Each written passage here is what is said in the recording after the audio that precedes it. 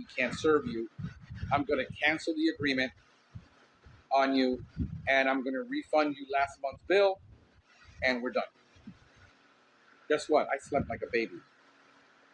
My stomach has been upset for 2 days. Everything I eat gives me an upset stomach. But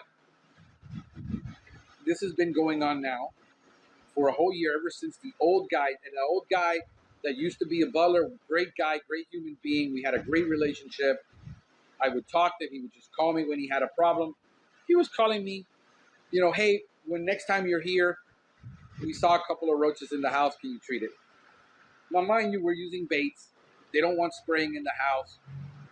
It's going to take 7 to 10 days for a roach to find a bait and die. We would service it maybe every 2 months inside the house. Every 2 to 3 months, they would call it. This guy's not calling every day. The older guy died of COVID. And I was really sorry about that because we had built a great relationship. And this new guy came in and he thinks he's God's gift to the butler business.